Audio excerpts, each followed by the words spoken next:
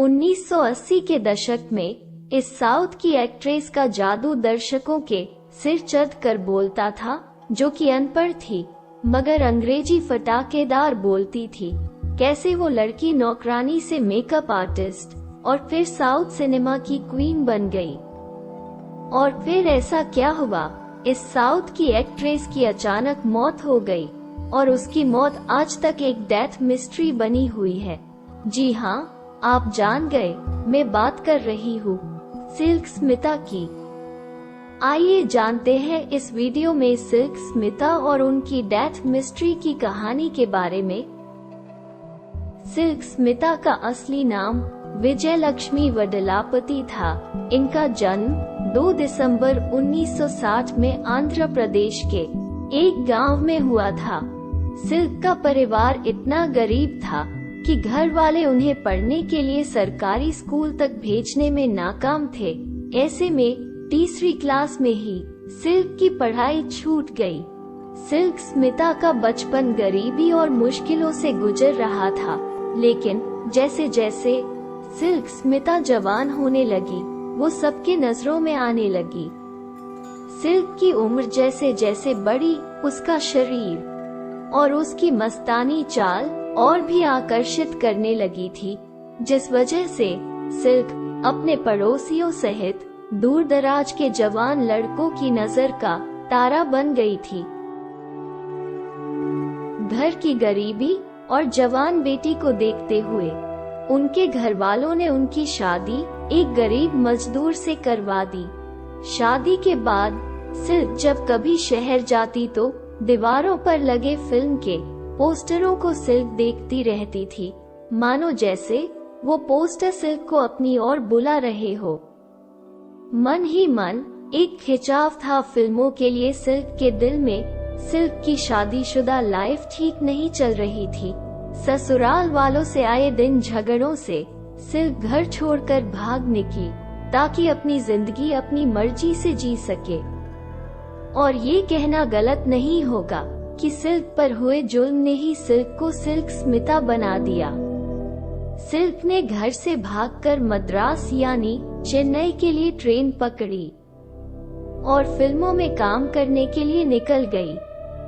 शुरू में कोई काम नहीं मिला तो सिल्क एक हीरोइन के यहाँ नौकरानी का काम करने लगी। बाद में उसी हीरोइन की मेकअप असिस्टेंट का काम करना शुरू कर दिया।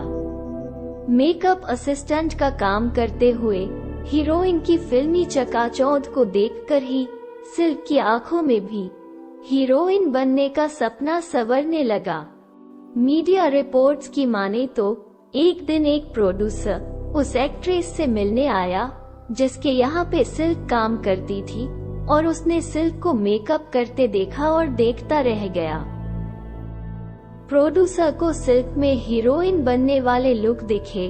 प्रोड्यूसर सिल्क से कुछ पूछने ही वाला था, उसी वक्त सिल्क पर ताना मारते हुए एक्ट्रेस ने प्रोड्यूसर से कहा, मेरी नौकरानी अब बड़ी गाड़ी में बैठकर घूमने के सपने देखने लगी है। सिल्क ने इस बात का तुरंत जवाब दिया और कहा, एक दिन जरूर मैं आप जैसी ही गाड़ी से आपके घर आऊंगी और आपको आदाब करूंगी। मुझे लगता है ये सिल्क नहीं, मानो उसकी किस्मत खुद सिल्क के मुंह से बोल रही थी। साल 1970 में सिल्क स्मिता ने साउथ सिनेमा में डेब्यू किया था और कुछ ही फिल्मों के बाद सिल्क स्मिता को तमिल और तेलुगु सिनेमा का क्वीन कहा जाने लगा। सिल्क स्मिता का जादू उस दौरान दर्शकों पर सिर चढ़कर बोलता था। उनकी फिल्में देखने के लिए खूब लाइन लगती थी। जैसे सिल्क की शादी से पहले उनके घर के बाहर पड़ोसियों की दूर दराज के जवान लड़कों की लाइन लगती थी। बस फर्क ये था कि अब दर्शक टिकट लेकर सिल्क स्मिता की एक झलक देखने आते थे। उस समय सिल्क को सबसे हॉट एक्ट्रेस के नाम से जाना जाता था। ये सिल्क स्मिता का वो दौर था जिस दौरान उनके एक डांस नंबर की कीमत हीरोइन की पूरी फिल्म की फीस से अधिक होती थी। सिल्क का जादू अब साउथ इंडस्ट्री में चलने लगा था। उनके फैंस इतने ज्यादा बढ़ चुके थे कि हर डायरेक्टर फिल्म में उनका एक गाना जरूर डालना चाहता था।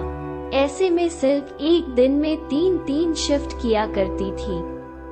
वो एक गाने के लिए 50,000 रुपए तक लेती थी।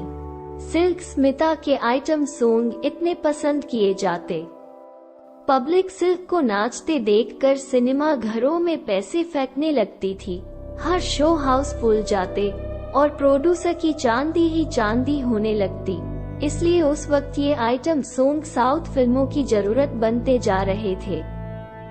फिल्म में हीरोइन कोई भी हो, मगर फिल्म में सिल्क स्मिता का आइटम सॉन्ग नहीं होता तो फिल्म को बेच पाना नामुमकिन था उस वक्त। सिल्क स्मिता को एक गाने के लिए फिल्म प्रोड्यूसर 1 लाख रुपए हाथ में लिए उनके घर के आगे खड़े रहते थे। ऐसा क्रेज हो गया था सिल्क स्मिता का।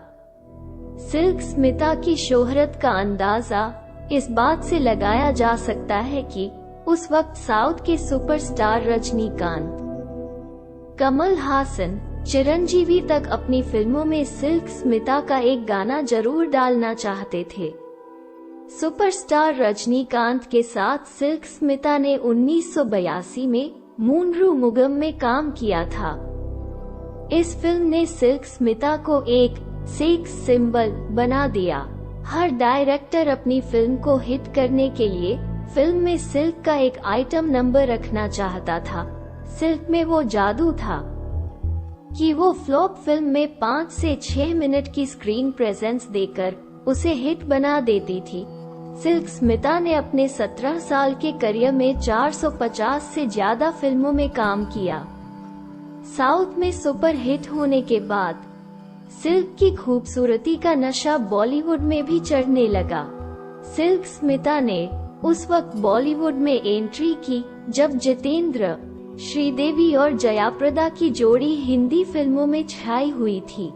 सिल्क स्मिता ने बॉलीवुड में जीत हमारी नाम की फिल्म के जरिए एंट्री की। इसके बाद ताकत वाला, सदमा, पाताल भैरवी, तूफान रानी और विजय पथ जैसी कई फिल्मों में काम किया।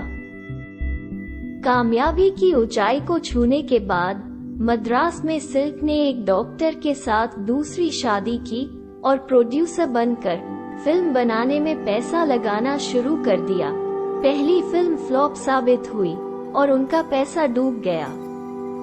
घाटे की वजह से सिल्क डिप्रेशन में चली गई और फिर कुछ दिनों के बाद 23 सितंबर 1996 को सिल्क की मौत की खबर आई। हर कोई हैरान था सिल्क की अचानक मौत की खबर सुनकर। बताया गया कि उनकी लाश पंखे से लटकी हुई मिली थी। सिल्क की लाश के पास तेलुगु में एक सुसाइड नोट मिला था, लेकिन उसे भी कोई समझ नहीं पाया। सिल्क की लाश की फॉरेंसिक जांच भी हुई, लेकिन उसमें भी कोई जहर देने की बात सामने नहीं आई। कई दिनों तक पुलिस ये भी नहीं पता कर पाई कि सिल्क की हत्या हुई थी या उन्होंने आत्महत्या की थी। इस वजह से सिल्क की मौत एक डेथ मिस्ट्री बनकर रह गई है। सिल्क स्मिता पर मेरा वीडियो आपको पसंद आया तो वीडियो को लाइक करना ना भूले। चैनल पर नए हैं तो चैनल को सब्सक्राइब करें। जल्द ही आपसे मिलती हूँ अगले वीडियो में।